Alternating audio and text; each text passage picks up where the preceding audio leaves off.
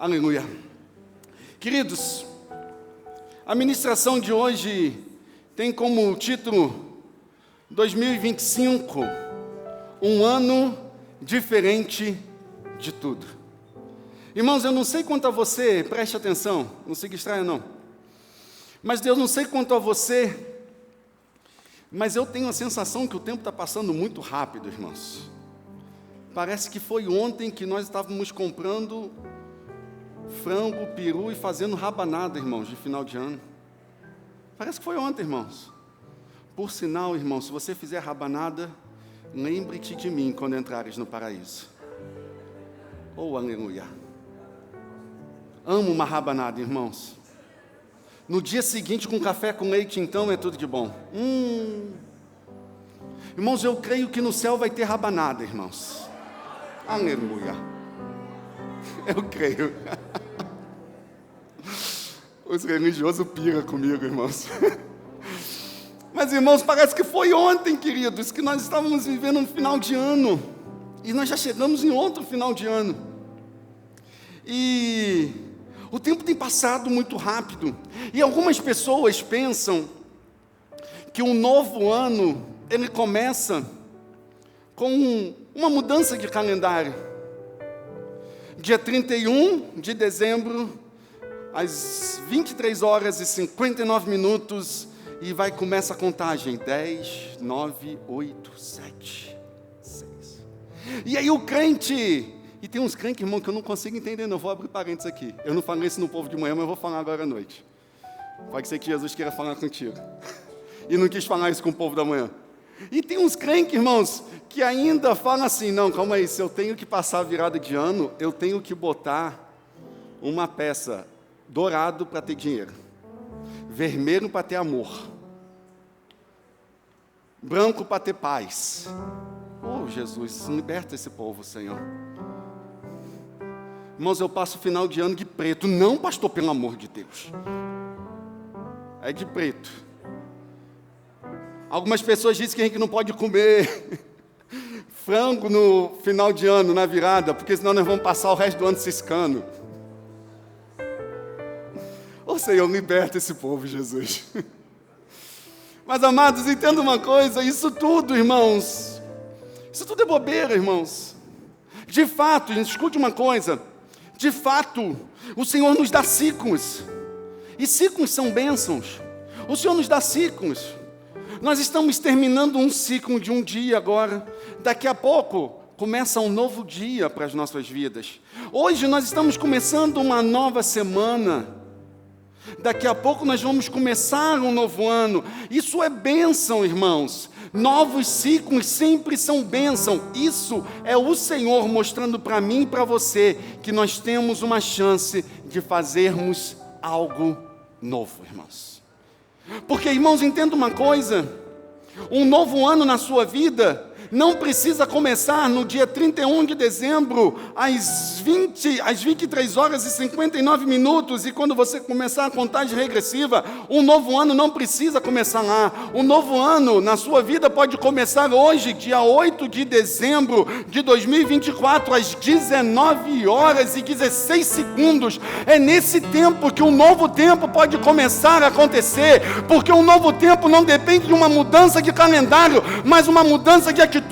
E o Senhor requer de mim e de você que as nossas vidas não sejam movidas por um sincretismo religioso, mas por uma fé convicta em um Deus Todo-Poderoso, e viver uma mentalidade sabendo que Deus tem coisas novas para seus filhos. É isso que nos dá um novo ano, irmãos. E como um novo ano, assim quando a gente compra um terreno e construímos uma casa, quem já teve possibilidade aqui de fazer isso, e eu quero aqui fazer um adendo e dizer, e em nome de Jesus, a Indizas vai ter esse privilégio em 2025, para a honra e glória do nome de Jesus, de construir uma casa em nome de Jesus. Você crê assim, amém? Você crê junto comigo, amém? Jesus disse, se 2 ou 3 concordarem acerca de algo nessa terra, já está sendo feito no céu, irmãos. Então já está reservado em nome de Jesus. E eu creio nisso. Mas quem teve possibilidade já, irmãos, de comprar uma casa, um terreno, para fazer a sua casa, sabe, irmãos, que para construir algo, você precisa de ter um planejamento. E um novo ano é como uma casa que nós construímos do zero. É como algo que ainda não foi habitado, algo que ainda não foi feito. E Deus nos dá a possibilidade de construirmos algo novo, uma história que glorifique seu nome. E eu quero te liberar uma palavra nessa noite. A sua vida pode estar até marcada, o seu passado pode estar até marcado. Talvez você esteja hoje vivendo marcas do passado, mas eu preciso te dizer que o teu futuro está intacto no Deus Todo-Poderoso, e você tem nele a graça dele para escrever um futuro abençoado, pois eu bem sei, diz o Senhor, os pensamentos que tenho sobre vós, pensamentos de paz e não de mal, para vos dar o fim que desejais. Deus está desejoso por nos abençoar, irmãos. Seu futuro pode estar manchado, mas o seu passado pode estar manchado, mas seu futuro está intacto. E é por isso que o tempo de hoje, o tempo de agora, é chamado de presente. Porque é Deus que está te dando um presente de você escrever uma nova história daqui para frente. Você tem esse presente de Deus.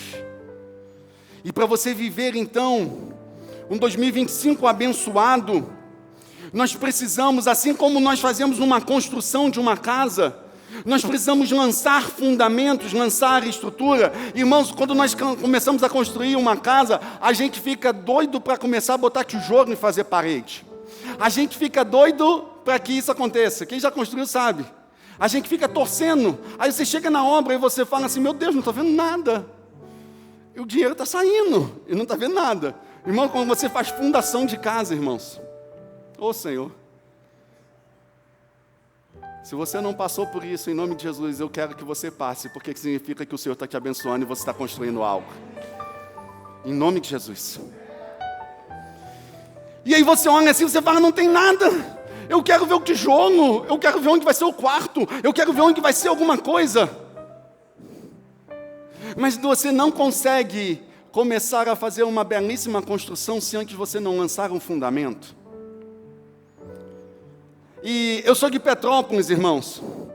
E em Petrópolis, Rio de Janeiro, lá quando a gente faz casa, irmãos, a gente faz o que o pessoal chama de sapata, eu não sei como chama aqui, mas é um quadrado onde você vai começar a fazer a fundação. E eles começam a fazer um buraco, e eles vão furando, e eu me lembro que quando eu era criança, eu achava aquilo interessante, porque às vezes enfiavam um tubo de ferro de mais de 4 metros para o chão, 5 metros, e eles não paravam, e eu achava, meu Deus, isso vai chegar aonde?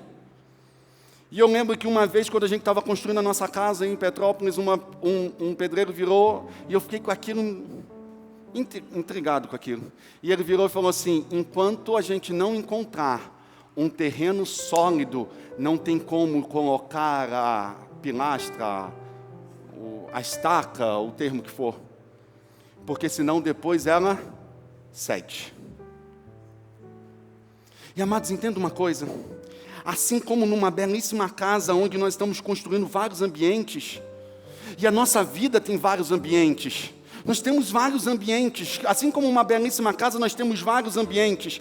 Nós temos o nosso trabalho, nós temos a nossa família, nós temos os nossos projetos de vida, nós temos o nosso concurso que nós queremos passar, nós temos algo que nós queremos edificar, nós temos o nosso casamento que nós queremos fazer, nós temos muitas coisas a realizar, mas entenda uma coisa, como diz Mateus 7:24, portanto, quem ouve estas minhas palavras e as pratica, é como um homem prudente que construiu a sua casa sobre a rocha. Entenda uma coisa, irmãos, antes de lançarmos pilares, antes de construirmos ambientes, nós precisamos saber em qual terreno que nós estamos fortificando e edificando a nossa vida. E como diz 1 Coríntios capítulo 3, versículo 11, ninguém pode pôr outro fundamento, aquele que está posto, o qual é Jesus Cristo, nosso Senhor. Então entenda uma coisa, tudo aquilo que nós estamos edificando em Cristo, aonde não sofre mudança e nem variação alguma. Ele é o Senhor, Ele é a nossa estrutura, Ele é o nosso terreno sólido, e nós não seremos abalados, porque em Cristo Jesus nós estamos. Ele é a nossa estrutura, irmãos. Então nós temos uma meta para 2025: não edificar nada fora do fundamento chamado Cristo. Não edificar nada fora do fundamento chamado Cristo, porque tudo começa em Cristo, irmãos. Provérbios capítulo de número 16, versículo de número 3 diz: consagra ao Senhor tudo o que você faz, e que será bem. O nosso concurso público começa em Jesus.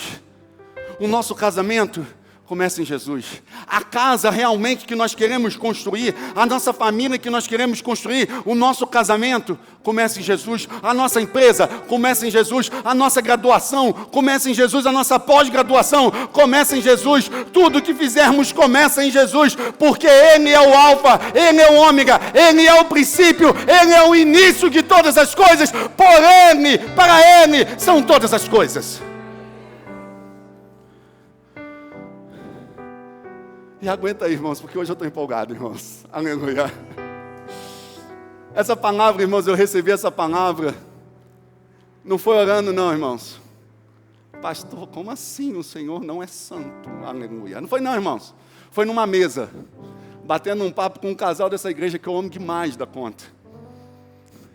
E no momento que eu comecei a falar com eles, o Senhor começou a falar através de mim para a vida deles. E eu não sou bobo nem nada. Eu anotei e falei: isso vai dar uma belíssima de uma mensagem. E hoje vocês vão partilhar da nossa mesa junto, então. Então entenda, irmãos, nós não construiremos nada fora do fundamento chamado Cristo. O fundamento, o terreno, aonde nós vamos botar os pilares, é Cristo Jesus, o nosso Senhor. Mas eu quero te destacar 4 pilares.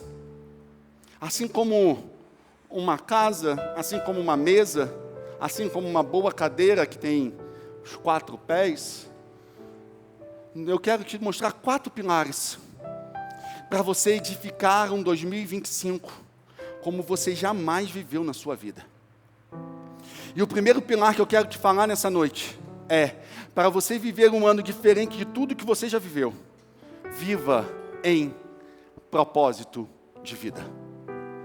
Viva uma vida intencional num propósito.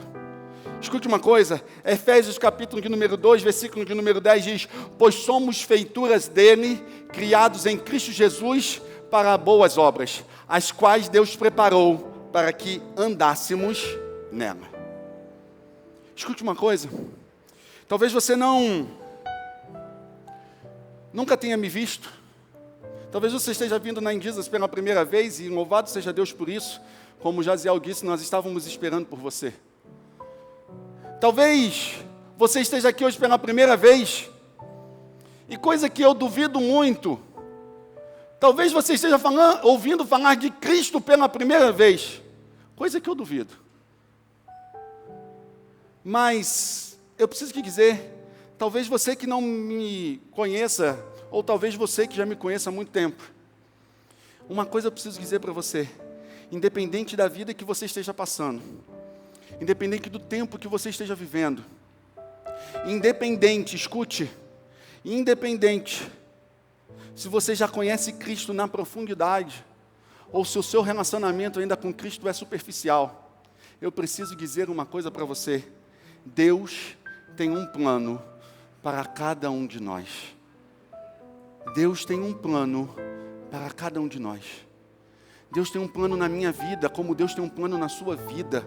Porque como diz o pastor Rick Warren, e no seu livro Uma Vida com Propósito, quando ele diz: você não é um acidente. Deus nunca faz nada por um acaso, e Ele nunca comete erros. Ele tem um propósito para tudo aquele que Ele criou.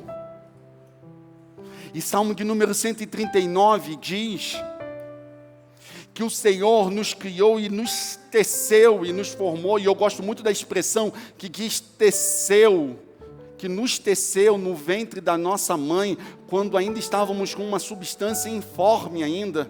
E irmãos, quando eu leio isso, eu fico imaginando uma mulher que está fazendo tricô, ou um homem, não sei, eu não teria paciência para fazer, mas tudo bem, alguém fazendo tricô.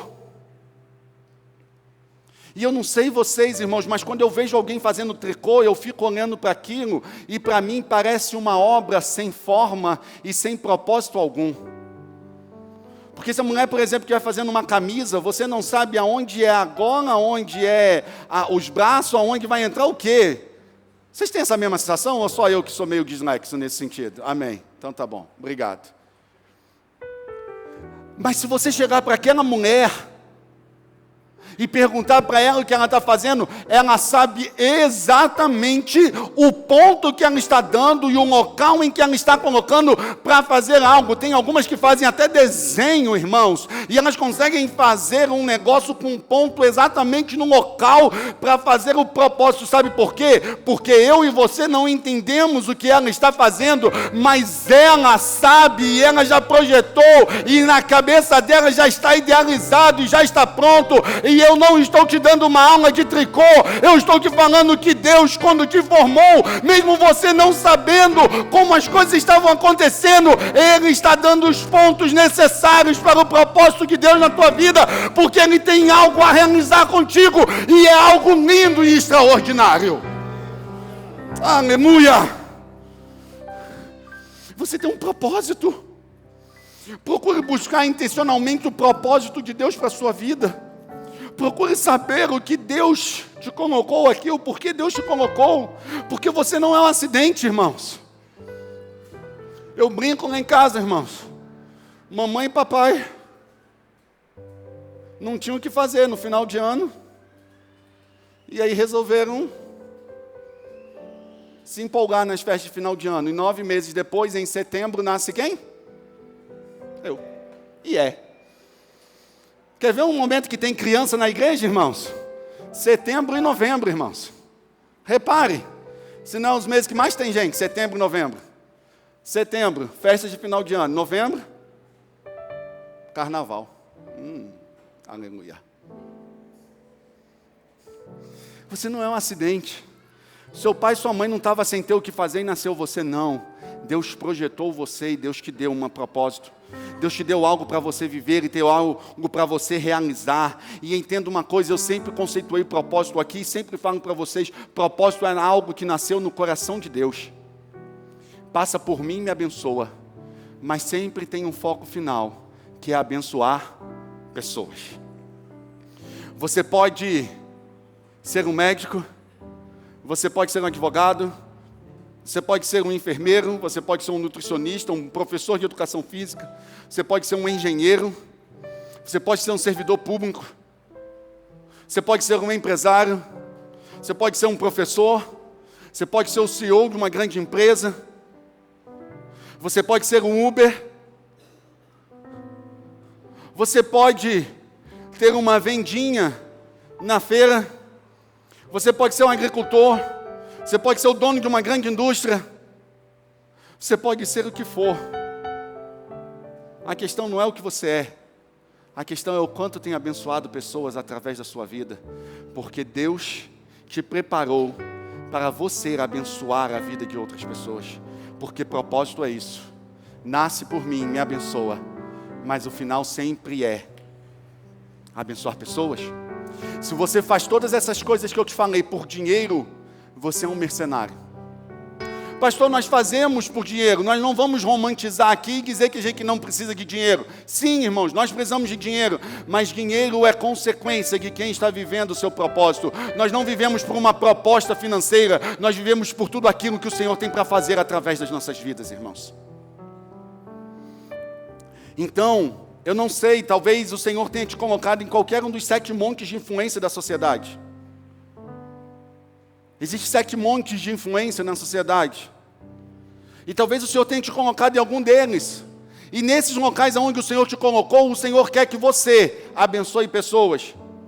Seja no monte da sociedade, da religião, da família, da educação, da mídia, do entretenimento, dos negócios, do governo, da cultura.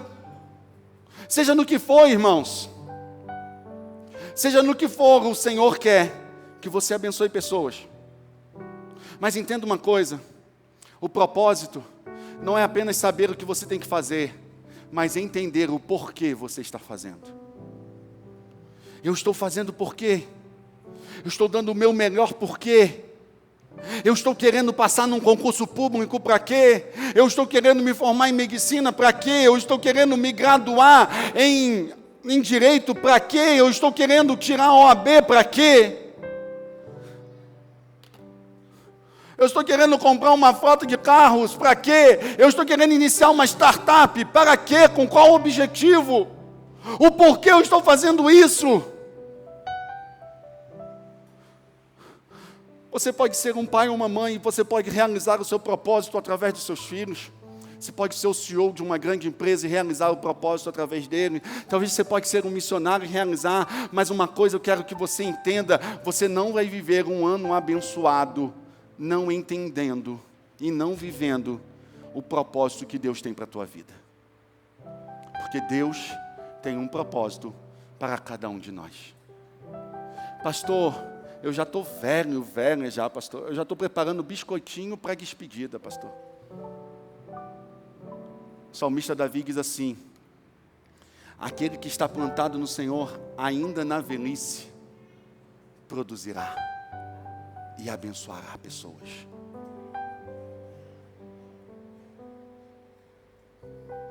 Amados, eu me alegro demais quando eu chego aqui na igreja e vejo a irmã Zenaide celebrando ao Senhor. Talvez a irmã Zenaide, faça sinal com a Zenaide, com a mão aí, ó, essa moça mais bonita aí que tem na igreja, ó, isso. Zenaide já está com seus mais de 80, né, Zenaide? 81, e falou com orgulho, tá? Pensa, vocês bobos aí que ficam aí escondendo idade. Ela, 81, pastor. Irmãos, ela passa um louvor inteiro de pé adorando ao Senhor, celebrando Jesus. Os jovens botaram no grupo lá, pedindo ajuda. Irmã Zenaide, com seus 81 anos, foi uma das primeiras, ou a primeira pessoa a virar para os jovens e falar assim: pode deixar que eu vou ajudar vocês. Porque ainda, na velhice de 81 anos, continua produzindo frutos, porque está arraigado no Senhor, e tem propósito no Senhor para viver tudo aquilo que Deus tem para a vida dela. E eu quero que você dê uma salva de palmas ao Senhor pela vida da irmã Zenaide. Porque o Senhor tem feito e o Senhor continua fazendo. Porque propósito não é o que você faz, mas o porquê você está fazendo. Qual é o desejo que porquê você está fazendo? E você só descobrirá o seu propósito quando você entender que você foi feito por Deus e para Deus. Pastor, eu não sei qual é o meu propósito. Pergunta ao Senhor, porque foi Ele que te formou. Foi Ele que te criou. Ele sabe para que Ele fez você e eu. Irmãos, nem sempre, irmãos, eu fiquei ciente de qual eram os meus propósitos. Mas um dia eu entendi que o Senhor me colocou nessa terra para algo. E eu passei a andar com o Senhor para entender. Porque eu preciso te dizer que o seu coração está fazendo planos. Mas como diz Provérbios 19, 21, são os propósitos do Senhor que prevalecem sobre a tua vida. Então, se você quer viver um 2025 extraordinário, comece a realizar o propósito que Deus tem para a tua vida. Segunda coisa, se você quer viver um 2025 como você jamais viveu, algo que você jamais experimentou, algo que você jamais vivenciou. Segundo pilar que você precisa edificar sobre a tua vida: viva em fidelidade. Viva em constância na aliança com o Senhor, com Deus. Olha esse versículo de 1 Coríntios 4, do 1 ao 2. Assim, pois, importa que os homens nos considerem como ministros. Como os ministros. Para quem não sabe o significado da palavra ministro, é aquele que serve. Tem uns bobos por aí que acham que ministro é aquele que está com o microfone na mão. Eu gosto é assim, amostradinho. Mas não é não, irmãos. Ministro é o que serve. E assim, pois, importa que os homens nos considerem como ministros, servos de Cristo. E olha no texto, dispenseiros do mistérios de Deus. Ora, além disso, o que se requer dos dispenseiros é que cada um deles seja encontrado fiel. Entenda uma coisa, dispenseiros é aquele que cuida da despensa. Pastor, não sei nem o que é despensa, isso não é da minha época. Despensa é algo que a gente tem na nossa casa, irmãos, que é onde a gente guarda os alimentos, ou almoxerifado, o estoque, algo em que você guarda os mantimentos, os recursos. Escute, o texto diz que nós somos despenseiros de Deus, quer dizer, somos nós que cuidamos das dispensas, da onde o Senhor tem estoque, recursos, para abençoar pessoas. Eu e você somos aqueles que estamos buscando na despensa de Deus e ministrando sobre os outros, porque é isso que o Senhor nos chama, dispenseiros de Deus, aqueles que cuidam da despensa, do estoque, aqueles que têm acesso às coisas de Deus. Somos nós, irmãos. Olha a responsabilidade.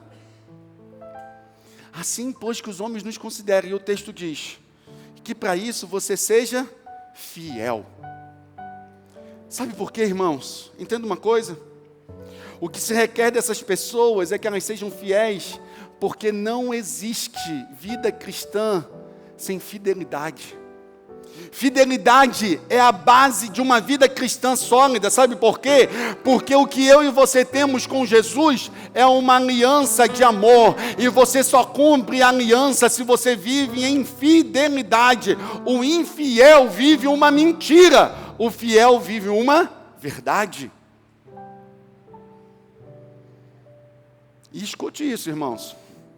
E eu dou graças a Deus porque o alimento dessa casa é assim mesmo, é sólido. Então recebe aí, porque vem do Senhor. Escute uma coisa. Eu sou casado com a pastora há 20 anos. Há 20 anos. Nós temos uma aliança de amor.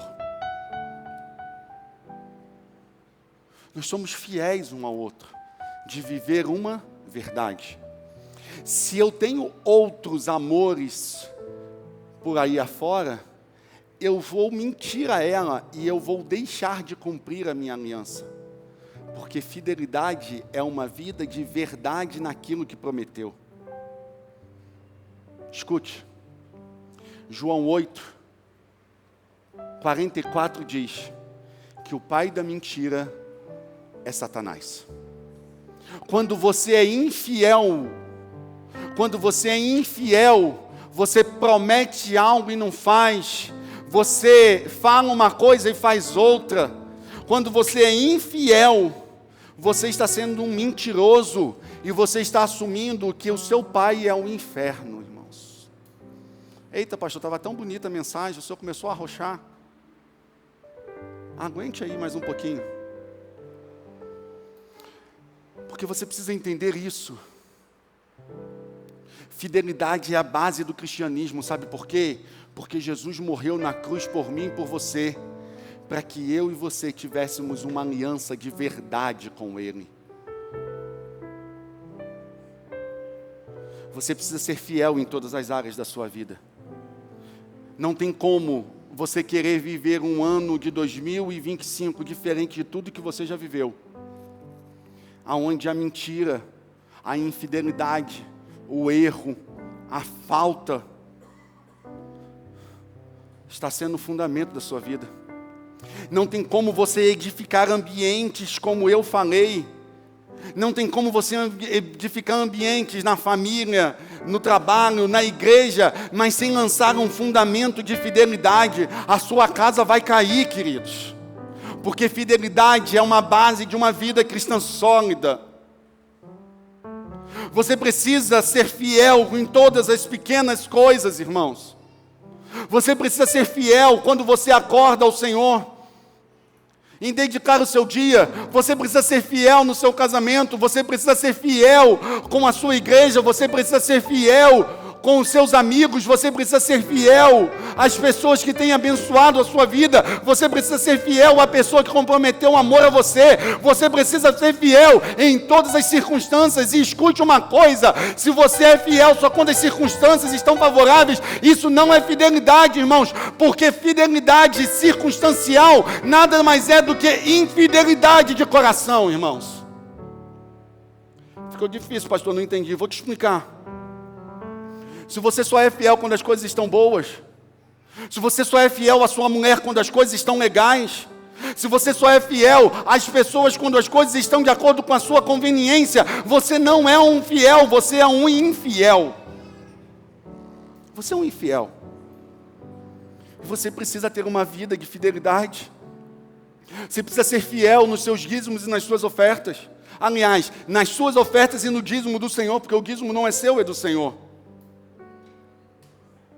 E eu acho muito engraçado, irmãos, presta atenção numa coisa: os crentes viram e falam assim: Jesus abençoa a minha vida financeira. Jesus quer abençoar a nossa vida financeira, sim ou não, irmãos?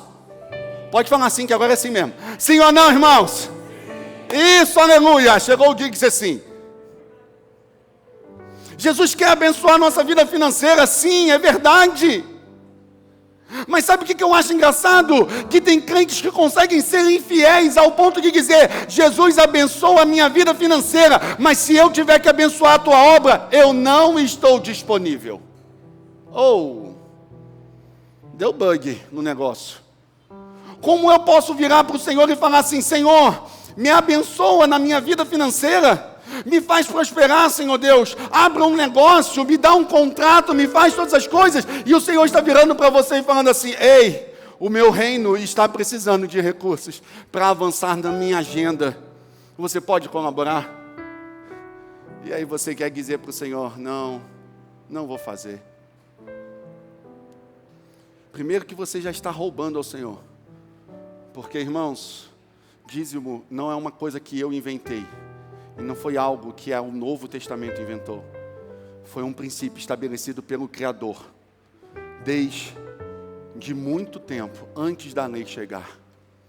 Então, entenda uma coisa: não tem como, irmãos, preste atenção numa coisa: Deus tem o poder, e eu quero que você escute isso. Deus tem o poder de operar em todos os ambientes, todos, mas Ele se recusa a abençoar e a operar num ambiente de infidelidade. Olha o que diz Mateus 25, 21. Porque Senhor disse: muito bem, servo bom e fiel, você foi fiel no pouco, e sobre o muito eu te colocarei. Venha participar da alegria do meu Senhor. Muito bom, servo bom e fiel. Você foi fiel no pouco. O princípio de fidelidade abre as comportas dos céus de generosidade e de bênçãos sobre as nossas vidas. Você foi fiel no pouco, eu vou te colocar sobre o muito, diz o Senhor. Você quer viver o muito do Senhor? Amém? Você quer viver o muito do Senhor? Amém? Estabeleça uma coluna de fidelidade na tua vida. E esse texto aí não está falando de dinheiro, tá? Não está falando de dinheiro. Tem dinheiro também? Sim, mas não só sobre dinheiro. O que o Senhor está falando é: seja fiel, que eu vou te abençoar. Olha o que diz Lucas 16, 11. Assim, se vocês não forem dignos de confiança em lidar com as riquezas deste mundo ímpio, quem vai confiar a vocês as verdadeiras riquezas? Se você não tem condições, escute, você deveria ouvir isso, porque eu estou falando coisas aqui que vai influenciar a sua vida completa em 2025.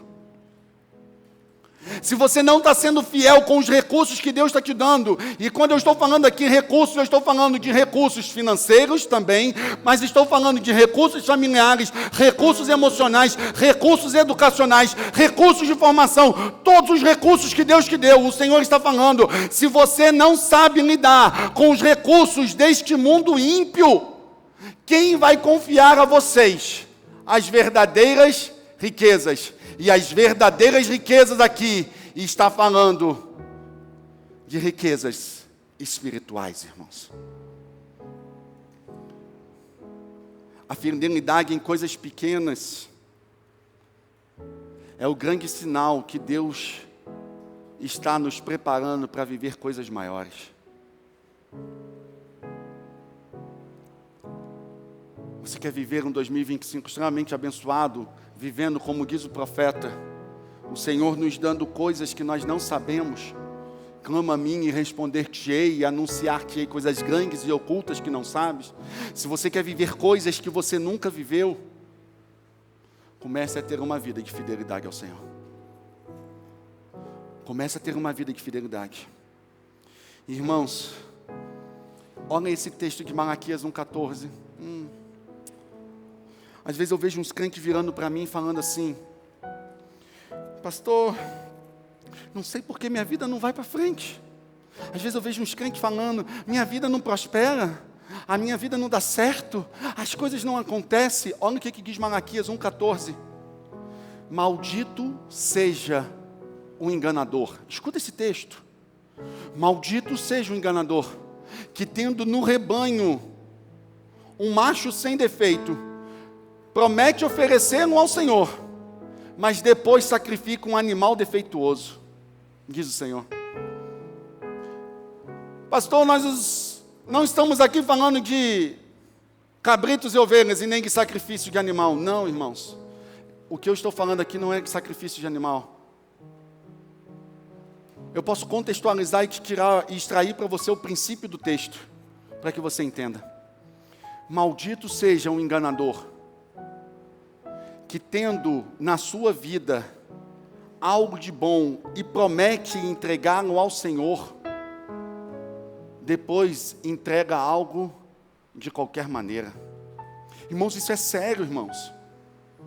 Porque nós cantamos aqui, eu não tenho nada contra a música, irmãos. Eu não tenho nada contra a música, mas nós cantamos, é dele, por ele, que eu estou gastando a minha vida, perdendo tudo com amor e com alegria. Mas na hora, irmãos, em que o negócio aperta e que nós precisamos literalmente fazer alguma coisa pelo Senhor, nós pensamos duas vezes se nós vamos nos sacrificar ou não, irmãos. E mais uma vez eu digo, não tenho nada contra a música. Essa semana saiu uma polêmica aí com o pastor Lucinho, em que o pastor Lucinho diz: nós devemos parar de cantar música. Não, irmãos, nós não devemos parar de cantar música, nós temos que mudar o coração, irmãos. Não é parar de cantar música, é mudar o coração. Nós temos que continuar cantando, é dele e por ele que nós estamos gastando a nossa vida. Mas verdadeiramente viver aquilo que nós estamos cantando e não sermos um maldito enganador que diz ao Senhor: a nossa vida é tua, Jesus. Mas na hora que Jesus pega as nossas vidas, nós começamos a fazer algumas coisas e dizemos: não, Jesus, não tanto, Senhor, vai devagar. Você promete que vai dar para o Senhor os melhores dos seus dias, e aí você começa a dar desculpa para Deus? Não convém que seja assim, irmãos. Aí você entende por que tem muitos crentes que não vivem uma vida abençoada. Sabe por quê?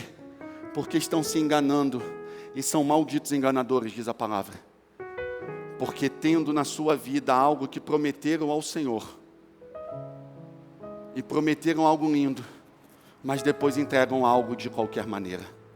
Não é isso que o Senhor quer para as nossas vidas, irmãos. E mais uma vez eu digo, irmãos, recebe, porque o Senhor tem dado alimento sólido a essa casa, irmãos. A verdadeira grandeza e medida pela fidelidade ao propósito de Deus na nossa vida. Seja fiel ao Senhor. Dê os seus melhores dias ao Senhor.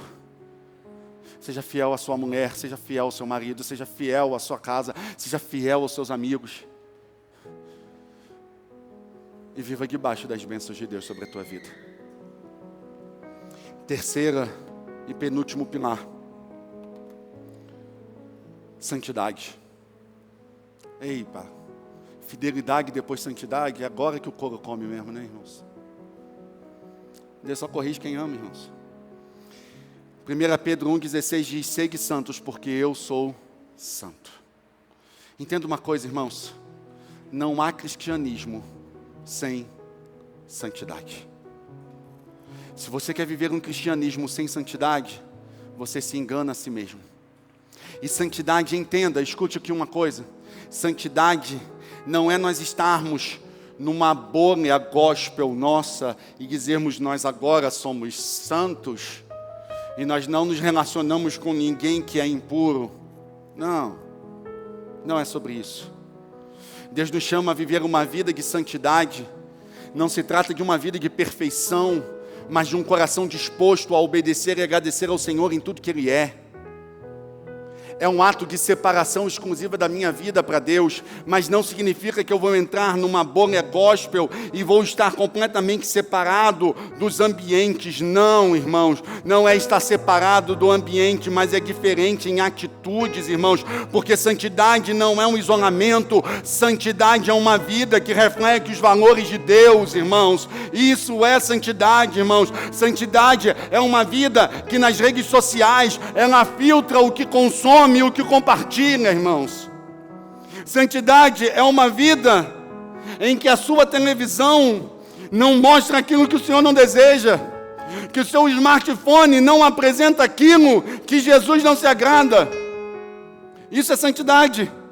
Santidade, irmãos, é nos nossos relacionamentos nós entendermos que outra pessoa pode errar contra nós e nós precisamos perdoar e o amor a ela genuíno. Santidade é nós avaliarmos as mesas que nós estamos sentando para saber se Jesus está nela ou se Jesus não está naquela mesa. Porque, irmãos, eu digo para vocês, tem mesas em que nós nos sentamos, ou em rodas de conversas que nós paramos, em que Jesus Cristo não está, irmãos. Pastor, mas eu não estou falando nada, eu só estou ouvindo. Você está dando ouvido para Satanás, e você está permitindo que Satanás encha teu coração com coisa imunda. Santidade é avaliar se a mesa que eu estou sentado, eu continuo sentado, ou eu me levanto e caminho em direção a Jesus, mas nunca ando contra o que Jesus tem para a minha vida. Santidade é você avaliar em atitudes práticas se aquilo que se aquilo que você está fazendo, Jesus faria. Porque, irmãos, entenda uma coisa. Santidade é você entender que as palavras que saem da sua boca, elas honram a Deus. E as palavras que saem da sua boca não podem alegrar Satanás. Isso é santidade, irmãos. Porque o mundo precisa, irmãos, de que os cristãos vivam como os cristãos. O mundo precisa que os crentes sejam crentes, irmãos. O mundo precisa, como diz Romanos 8,19, que o mundo espera a manifestação dos filhos de Deus, irmãos, porque o mundo espera isso, irmãos, e nós precisamos mostrar o cristianismo que nós carregamos. E entenda uma coisa, a nossa vida precisa ter muito de Deus, pouquíssimo de nós e nada do pecado. Se você quer viver um 2025 extremamente abençoado, tenha muito de Deus na sua vida, pouquíssimo de você e nada do pecado. Porque, como diz A.W. Tozer, não existe atalho para a santidade. Santidade é negar-se a si mesmo. Isso é santidade. E eu termino essa ministração dando o último ponto. Se você quer viver um 2025, diferente de tudo que você já viveu, viva teu propósito, viva em fidelidade, viva em santidade. E quarta e última coisa, viva em agilidade de vida. Avance para o que Deus já te mandou fazer. Eclesiastes 9:10 diz: tudo quanto te vier à mão para fazer, fazei conforme as tuas forças. Escute uma coisa, você precisa avançar, você precisa caminhar, Você precisa ir em direção, você precisa fazer acontecer, você precisa ser produtivo. E essas falas não são falas de um pastor coach, não são falas de uma palestra de coach, não. Essas falas são a fala do Deus Todo-Poderoso, de um Pai amoroso, dizendo para você: ei, filho amado, nós temos muito a realizar e nós temos muito a fazer. Então se levante, vá, go, se move, vá em direção, realize algo, mas em nome de Jesus, saia da inércia, porque Jesus tem muita coisa a fazer na tua vida. Deus está falando para você avançar e não parar, irmãos. Talvez você chegou aqui hoje falando assim: eu vou parar. Não. Jesus disse a Moisés a seguinte coisa: diga ao povo que... Ei, irmãos, pelo amor de Deus, hein? Vamos de novo. Diga ao povo que... marche, irmãos, avance, vá. Projete em Deus, irmãos.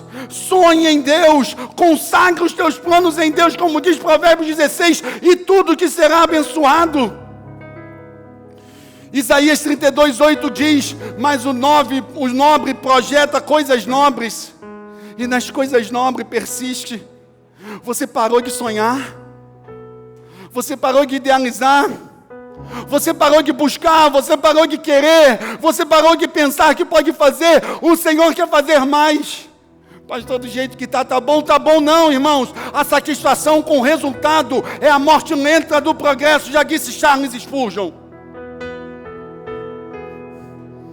Pare de procrastinar os propósitos de Deus.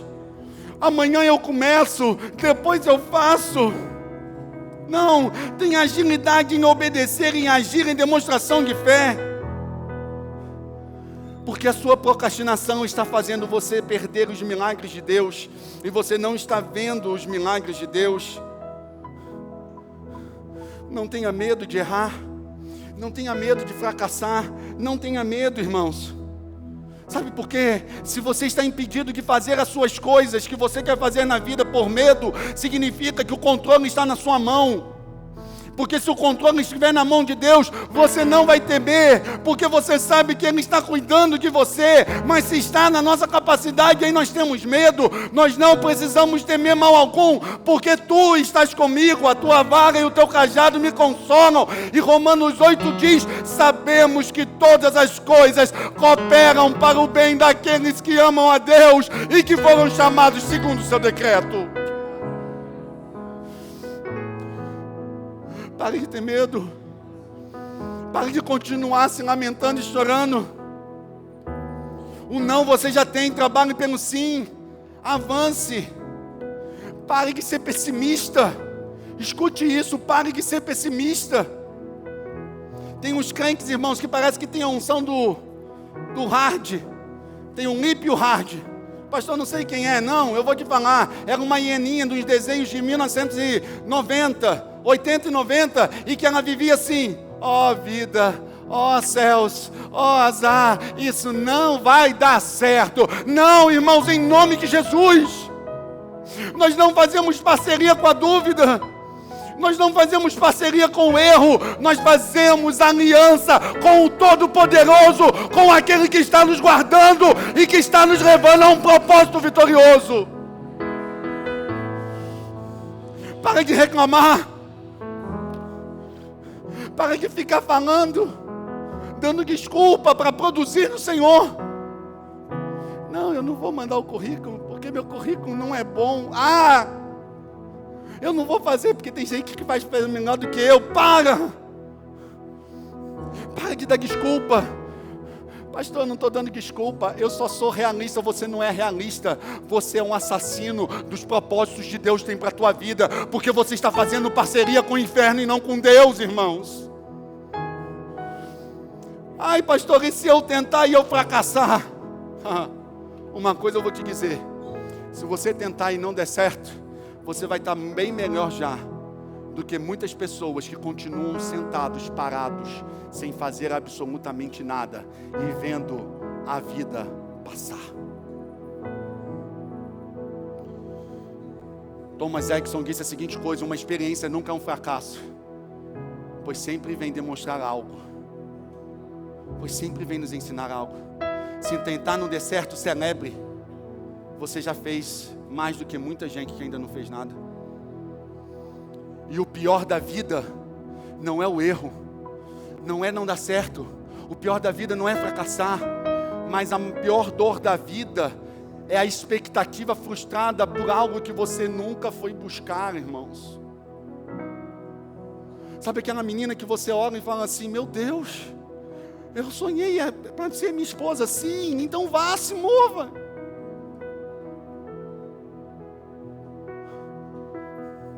Sabe a casa que você tem sonhado?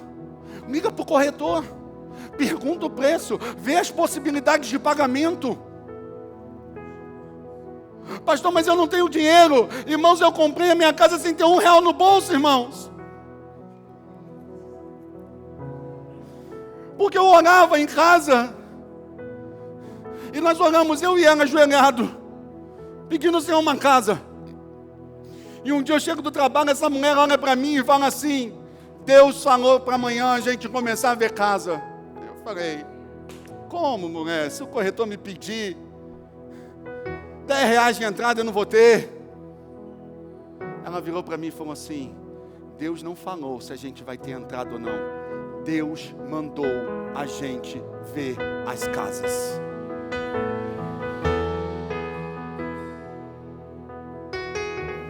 E eu virei e falei: amém. E eu vi a casa, irmãos. E a gente começou a procurar a casa. E eu conversava com os corretores como se eu tivesse muito dinheiro, irmãos. E eu não tinha dinheiro nenhum.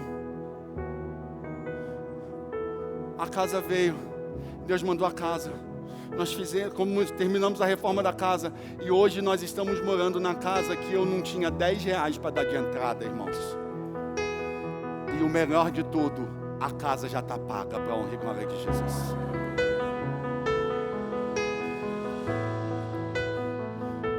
O peso de você não tentar e não agir está fazendo com que você impeça tudo aquilo que o Senhor tem para fazer na tua vida.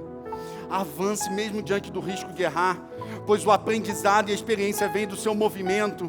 O Senhor está te ensinando, e como disse Martin Luther King: se você não puder voar, corra. Se não puder correr, ande. Se não puder andar, rasteje. Mas continue em frente de qualquer jeito, porque é para frente que Jesus está nos mandando. É para o céu que Jesus tem para as nossas vidas. Não é para recuar e não é para deixar. É para viver os melhores anos da nossa vida.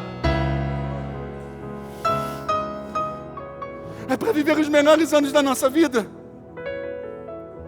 Porque Deus não tem prazer em sobreviventes, mas Deus tem prazer em fazedores de história.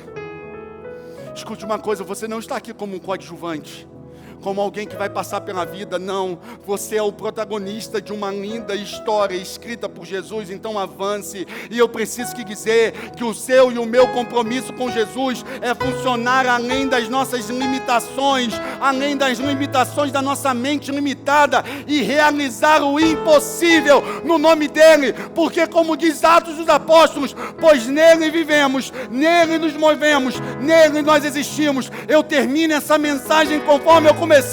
Tudo começa em Cristo e termina em Cristo, porque é por Ele que nós conquistamos, irmãos.